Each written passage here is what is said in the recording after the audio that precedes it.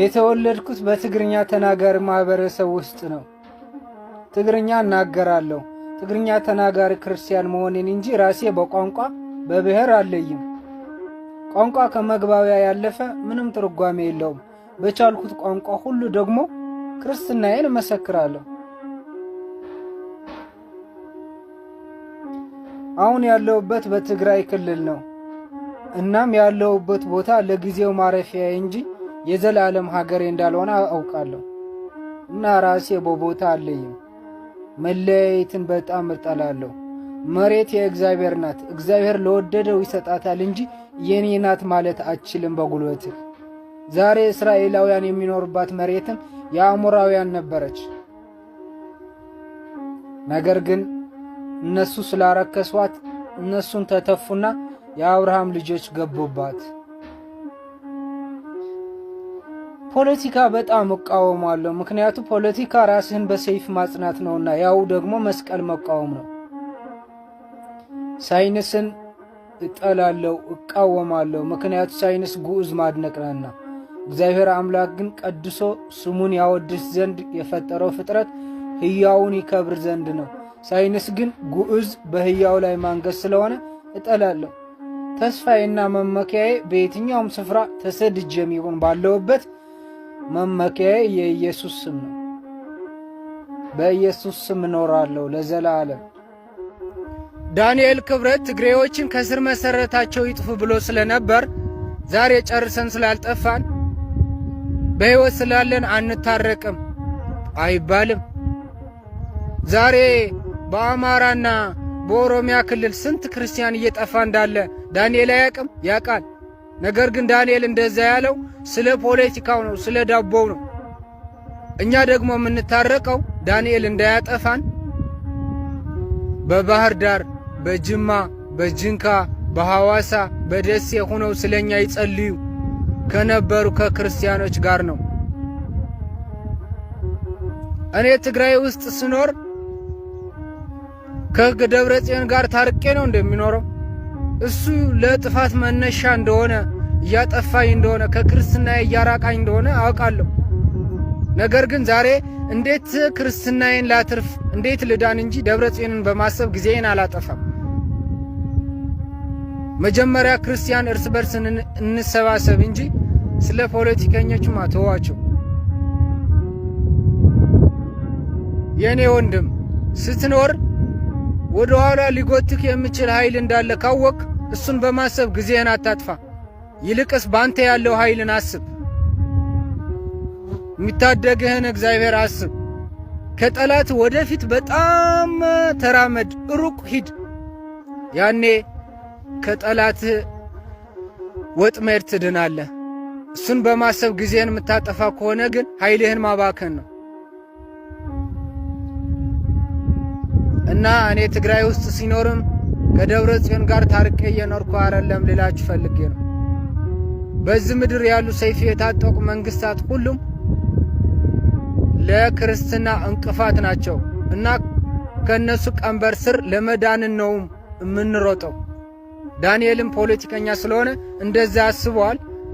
እግዚአብሔር ግን በደብረ ጽዮን ጥፋት ሊያጠፋን ስላልፈለገ 50 ሞተውን ስላሰበ እስከ ዛሬ አተረፈን እንጂ በደብረ ጽዮን ሰይፍ አይደለም እኔ የዳንኩት። ስለዚህ ስላዳነን ከእግዚአብሔር ስለ ክርስትናችን እርስ በርስ እንተሳሰብ። ቤተሰብ እነሱን ተዋቸው በቃ። በአማርኛ ተናጋሪ ማህበረሰብ ብዙ እግዚአብሔር የሚያስብ ካለ እሱ የእግዚአብሔር ክብርን ይወርሳል። እግዚአብሔር የሚደለልበት ጉዳይ አይደለም ጎበዝ። እንደ ሰው እግዚአብሔር አይደለልም።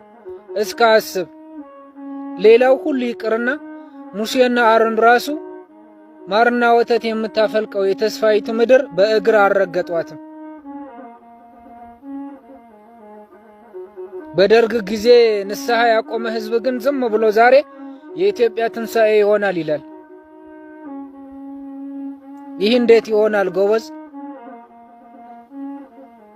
ለእግዚአብሔር ክብር ልታልፍ ሚዛን አለው። እኔ የተወለድኩበት ማህበረሰብ ግን ፖለቲካ ተከትሎ ጆሮው ለእግዚአብሔር ሩቅ አደረገ። እናንተ የትም ሆናችሁ እግዚአብሔርን ተስፋ የምታደርጉት ግን ታገሱት፣ ለዘላለም ማረፊያ ይሆናችኋል።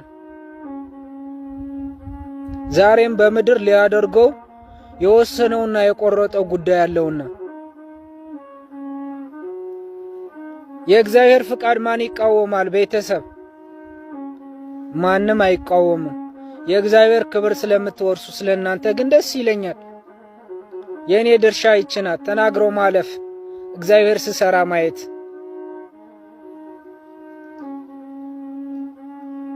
እና ቀልድ አይታወቅም በእግዚአብሔር ቤት ቤተሰብ። ዋዛ ፈዛዛ የሚናገር በፊቱ የለም ይላል መጽሐፍ። ተራው ማህበረሰብ የሚታለለው እኮ ፖለቲካ በፖለቲካ ተደራድራ ሰላም የሚቀጥል ነው የሚመስለው። አይደለም፣ ነገሩ ዙሮ ተዛዝረ ወደ መንፈሳዊ ዓለም ነው የሚጠቀለለው። ከእግዚአብሔር ለሸሸ ሁላ ወጥመድ ሆነው ይበሉ ዘንድ ሐሳው ሐሳው ነው ተዘጋጅተው እየጠበቁ ነው። ሰይፍ ታጥቀው በዝሙትና በአመፃ ህዝቡን ይበሉ ዘንድ። ነገሩ ተራ አይደለም። ዛሬ መንግስታት ነን የሚሉ ሁላ በየጓዳው ስንቶቹ ለሰይጣን እየገበሩ ነው በሰይፋቸው የሚገዙት። እና ቀላል አይደለም ቤተሰብ። ሰይፍ የሚያነሱ በሰይፍ ይጠፋሉ ነው በቃ። የትም መሸሽ አይቻልም። ቶሎ ወደ እግዚአብሔር መጠጋት ነው። ካልሆነ በስተቀር ድካም እየጨመርክ ነው የምታድረው። ጉስቁልና ነው የምታበዛው። ሌላ ምንም ተአምር የለው። የትም ማምለጥ አትችልም። እናማ ውድ ባለማተዎች ፖለቲከኞች ካልፈቀዱልን በስተቀር መታረቅ አንችልም እያላችሁኝ ነው። እስከ ንገሩኝ፣ እኔም ማወቅ ፈልጋለሁ። እና እኔን በቃ ጠላን እያላችሁኝ ነው። ብቸኛ ሆነ አንፈልግህም እያላችሁኝ ነው። በጣም አዝናለሁ እንደዛ ከሆነ። እኔም እላችኋለሁ እንደዛ ከሆነ እናንተም የኢትዮጵያ ትንሣኤ ብላችሁ እንዳትጠብቁ። ወይስ የኢትዮጵያ ትንሣኤ ከነዚህ ፖለቲከኞች እጅ ነው የምፈልጉት? የኢትዮጵያ ትንሣኤ ብላችሁ የምትጠብቁ ከሆነ እኛ ክርስቲያን እርስ በርስ በስጋም በነፍስም ተዛምደን ያለ ድንበር ልዩነት የድንበር ልዩነቱ ፈርሶ መራራቅ ቆርቶ አንድ ስንሆን ነው። በዚህ ስትስማሙ ብቻ የኢትዮጵያ ትንሣኤን አስቡ። ተስማምተናል የምትል ከሆነ ደግሞ ማንም ሰው ፖለቲከኞችን ተከትሎ ለጦርነት እንዳይሄድ። ካሁን በኋላ ፖለቲከኞችን ተከትሎ ለጦርነት የሚሄድ ሰው የኢትዮጵያ ትንሣኤ ማየት እንደሚቸገር እወቁ። ፖለቲካ ምንም ቢያድግ ልግዛህ ነው፣ በቃ ላስገብርህ ነው መጨረሻው። ምክንያቱም በኃይልህ ራስህ መገንባት ነው። ስጋ ክንድህ ነው የምትተማመነው በፖለቲካ። ክርስትና ግን ታላቁ ታናሹን ያገልግል ነው፣ መተሳሰብ ነው፣ በቃ ፍቅር ነው። ታላቁ ታናሽን በሚያገለግልበት መበደል ብሎ ነገር የለም። ስለዚህ እነዚህ ሁለቱም አብሮ ማስኬድ አይቻልም።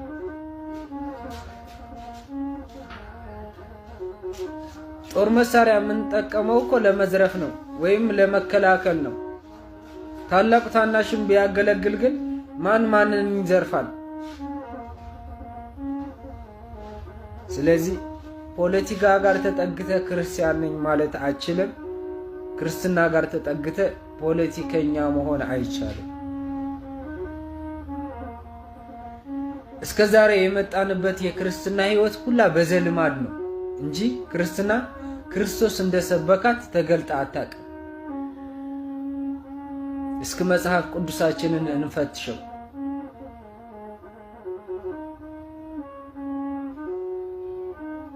ለዚህ ነው ምንም ዋጋ የሌለን የሆነው ኃይላችን የደከመው ምክንያቱም ከፖለቲካ ጋር ተጠግተናል፣ ከዝሙት ጋር ተጠግተናል፣ ከሟርት ጋር ተጠግተናል፣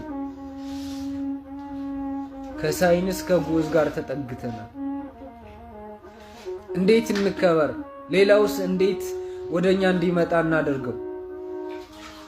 እኛ ለራሳችን ጠፍተናል።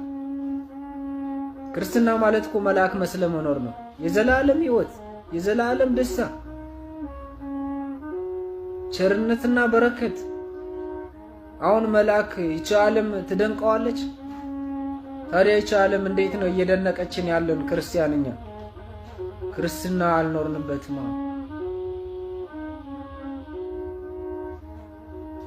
የመጀመሪያ ለክርስትና ጠላት ሰይፍ ነው። ልግዛክ መመካት፣ በስጋ ክንድ የሚመካ የተረገመ ይሁን ነው። በቃ አንተ በስጋ ክንድ እየተመካ የእግዚአብሔር መታሰቢያ የቱ ጋ ነው?